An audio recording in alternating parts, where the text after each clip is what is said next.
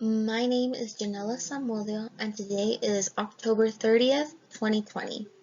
Today I will be presenting my paper, Surviving the Collapse of Rana Plaza, Survivors Abandoned, for my Anthropology 301 course on Peoples of the World.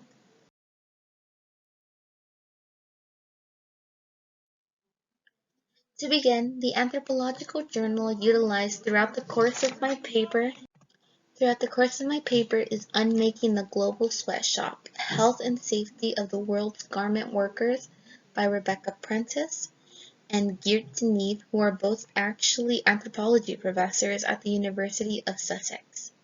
This journal assesses the hazardous work conditions that plague the garment industry, particularly Bangladesh, and creating a much more concrete solution to the issue rather than settling with public backlash. The goals of the journals are to execute a plan that will permanently create regulations that will ensure the safety of the employees. Prentice and Neer make a point in gathering a plethora of work already created by other researchers to emphasize the exploitation currently taking place in India. As for my supporting article, I decided on using Why Won't We Learn from the Survivors of the Rana Plaza Disaster by Dana Thomas and published by the New York Times.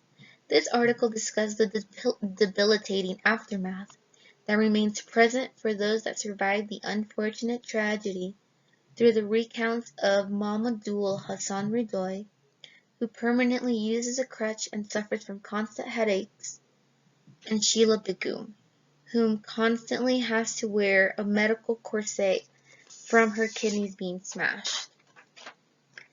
This article returns the horrific and sympathetic side of the experience that has been forgotten throughout the course of the years. It highlights the concerns felt by the workers when a large crack appeared on the floor the previous day. This showcases a lack of regard for the employees' well-being, as Ridoy's neighbor happened to be his supervisor and wanted to ensure that his companion would be going to work, despite the reluctance all the employees felt. I believe the use of this article was critical because of the personal touch added by the victims in their stories.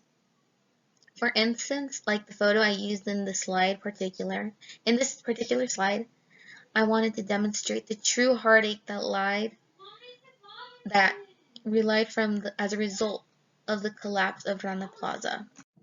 In this paper, the argument was to fight against the mistreatment being bestowed upon the workers and that permanent regulations come to light, rather than short-term contracts.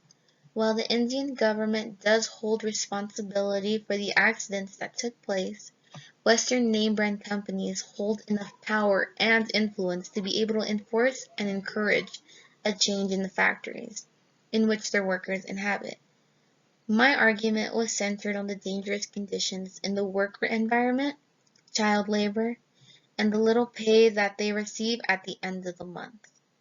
If workers concerned were taken much more seriously, a maintenance check would have occurred and lives would have been saved.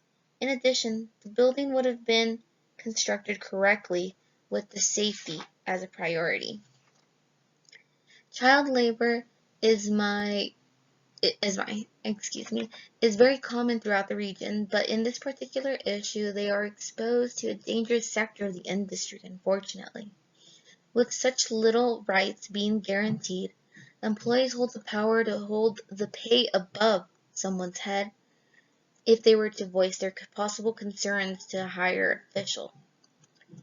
Taking all of these instances into account and the stories being told by the very workers themselves, it is prevalent that the workers must be given concern like a human being, rather than being disregarded as something as part of the factory.